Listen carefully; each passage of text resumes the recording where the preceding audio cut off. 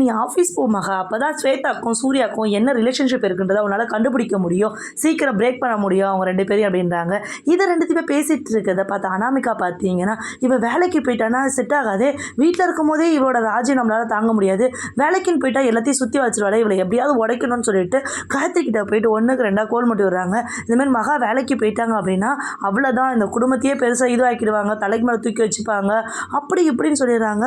Gayatri okay நான் வச்சுக்கிறேன் அவளை அப்படின்னு சொல்லிட்டு அமைதியாகிடுறாங்க. அப்புறம் பார்த்தீங்கன்னா சாப்பாடு பரிமாறுறாங்க எல்லாருக்குமே. சரி அத்தைக்கிட்ட போய் கேட்போம் அப்படின்னு சொல்லிட்டு என்ன பண்ணுறாங்கன்னா கேட்குறாங்க மகா. ஏற்கனவே டிசைனர் வேலைக்கு எனக்கு அப்பாயின்மெண்ட் கொடுத்துருந்தாரு, நான் இப்போ போட்டு மாற்ற வேலைக்கு நம்ம கம்பெனிக்கு அப்படின்றாங்க. ஃபஸ்ட்டு யோசிக்கிறாங்க அனுப்பலாமா வேண்டாமா அப்படின்னு சொல்லிட்டு.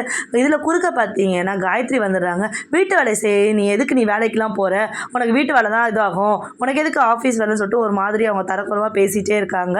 இங்கே விட்டுட்டு அங்கே போறியா அப்படின்னு சொல்லிட்டு.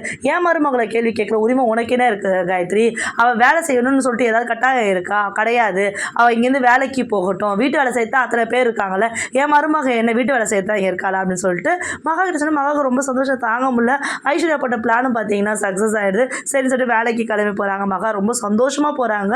அவங்களுக்கு பார்த்தீங்கன்னா பயங்கர பொறாமையாகிடுது அனாமிகாக்கும் காயத்ரிக்கும். நம்ம என்ன ஒன்று நினச்சா அவங்க ஒன்று நடக்குது, இது ராஜலட்சுமி மாற்றி மாற்றி பேசிகிட்டு இருக்கிறாங்க, மகாவுக்கு சப்போர்ட் பண்ண ஆரம்பிச்சிட்டாங்கன்னு சொல்லிட்டு சித்ராதேவி யோசிச்சுட்டு இருக்கிறாங்க. பார்த்தீங்கன்னா சூர்யாவுக்கு இந்த விஷயம் தெரியாது, இங்கே இருக்கவங்களுக்கு மட்டும் தான் தெரியும். பாட்டி தாத்தாவும் ரொம்ப சந்தோஷப்படுறாங்க ராஜலட்சுமி இந்த மாதிரி சொன்னது.